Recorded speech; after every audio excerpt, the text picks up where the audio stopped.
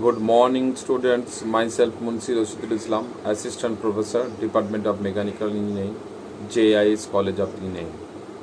Now, today we have discussed about the different types of numerical problems and on the perfect truss by method of some sections. So that means truss frame and the cables, all the theoretical part that I already done on the last two classes. Now today we have discussed the different types of problem that are related to the truss and the perfect truss. So that I discuss in today's class. So now outline of this presentation. So we have discussed about the reaction force within the member. Some introduction part also be there. Perfect truss, how to determine the reaction force within the member, and some example of method of sections. So this is the actual case to the focusing point in today's class. Now, first the introduction part. A frame may be defined as a structure made up some several bars and riveted or welded together. It may be riveted or may be welded, but some separate portion also be there, and we can segregate with some different section and with a different bar. So these are made up the single irons or the channel section and are called the members of a frame or frame structure. So these numbers are welded or riveted together at their joints. Yet to calculation purpose, the joints are assumed to be hinged or pin jointed.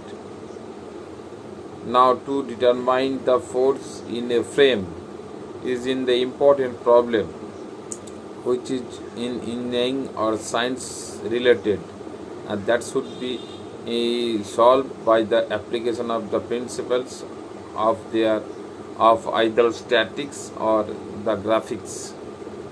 And now we shall be using the principles of statics for determining the forces in frames. And the simplest perfect truss is a triangle, and which contains the three members and the three joints as shown in the figure. Here ABC are the three joints, and corresponding angle also be discussed here. Now the joints are assumed to be frictionless, pin jointed, and the forces are considered only the joint. In general, one or more triangular joints are constructed here, and the application are on the structure analysis. So, the number of members in a perfect truss may also be expressed by the relation, and that relation are n is equal to 2j minus 3. Now, where the n is equal to number of members and j is equal to total number of joints in a structure. Now, reaction force within the member. When a body is acted upon a force, the internal force which is transmitted through the body is known as stress. Now the following two types of stress are important for the subject point of view. Number one, tensile stress. Number two, compressive stress. Now in tensile stress, we can assume that the body is pulled outward by the two equal and opposite forces, and the body tends to extend as shown in the figure, and now the stress induced is called as tensile stress, and the corresponding force is called as a tensile force. Now in opposite sides, sometimes a force is pushed inward by the two equal and opposite force, and the body tends to shorten in its length as shown in the figure, in compressive stress figure.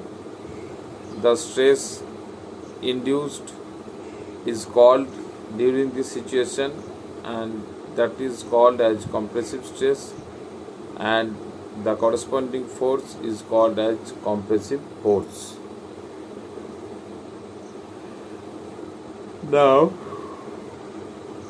how to determine the reaction force within the member? Some assumptions for the forces in the member of a perfect frame. Now, point number 1, all the members are pin jointed.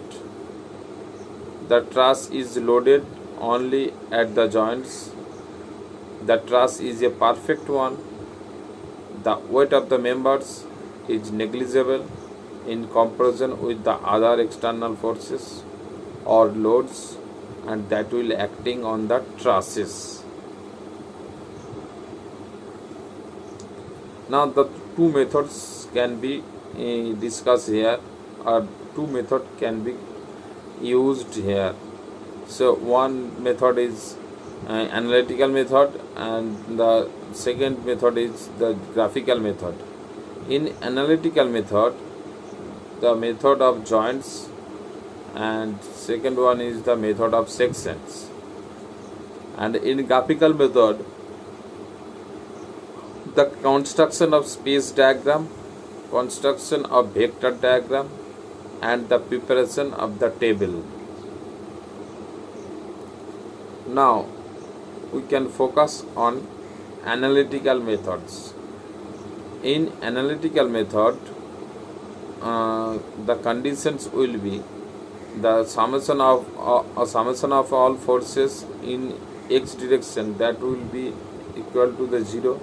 Similarly, Fy, summation of all forces in y direction, that will be 0. And obviously in z direction, summation of Fz is equal to 0.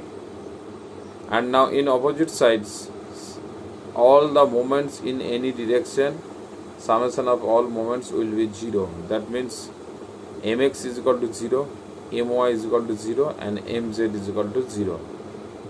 Now method of sections. And this method is particularly convenient when the forces in a few members of a frame are required to be found out. And in this method, a section line is passed through the member or members in which the forces are required to be found out as shown in figure. Now, figure number 1.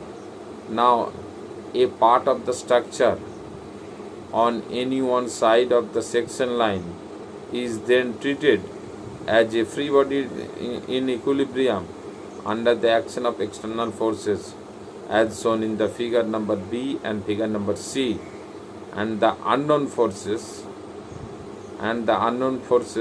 are then found out by the application of equilibrium or any principles of statics, and that should be in summation of mx is equal to 0, summation of my is equal to 0, and summation of mz is equal to 0. Now how to determine the reaction force within the member? There are three cases. Number 1 is space diagram, number 2 left part, number C right part. That means in these cases, so reaction force within the member, that will be some the load is applied, suppose at point where the joint is in vertical position. So in this point the total load is applied, and now during the loading some conditions you have to mention and some conditions you have to follow in this within the member cases, and that should be total moment in any directions, and total moments in any direction, and all the moments in any direction summation of all moments in any direction should be 0. That means summation of mx is equal to 0, summation of my is equal to 0, and summation of mz is equal to 0. Now the example of method of sections. Now first example is the truss ABC, which is shown in figure, has a span of 5 meter and it is carrying a load of 10 kilonewton at its apex. Find the forces in the members AB, AC and BC. So first you have to follow the diagram, geometry of the diagram. Now from the geometry of the truss, we find that the load is 10 kilonewton and that is acting at a distance of 1.25 meter from the left, 1.25 meter from the left hand support, that means B, and 3.75 meter from C. Now taking moments about B and equating the same, taking moment about B and equating the same, that means taking moment means RC into 5, RC into 5 is equal to 10 into 1.25, that means 12.5. So RC is equal to 12.5 by 5, that is equal to 2.5 kilonewton. Now RB is equal to 10 minus 2.5, that means 7.5 kilonewton. Now examples of method of sections.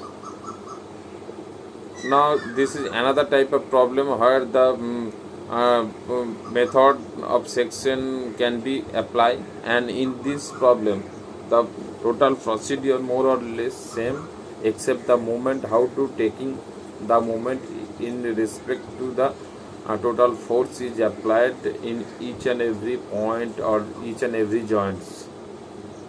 So method of section, first of all we are taking a moment of the force according in the left part of the truss only about the joint C and equating the same. So that means P into AB into 5 sin 60, P into AB into 5 sin 60 is equal to 7.5 into 5. So PAB is equal to 7.5 into 5 by 5 sin 60, that means 7.5 by 0.866, so that is equal to 8.66 Newton in compression. Now taking moment of the forces acting in the left part of the truss and truss only about the joint A, capital A, and equating the same. So that means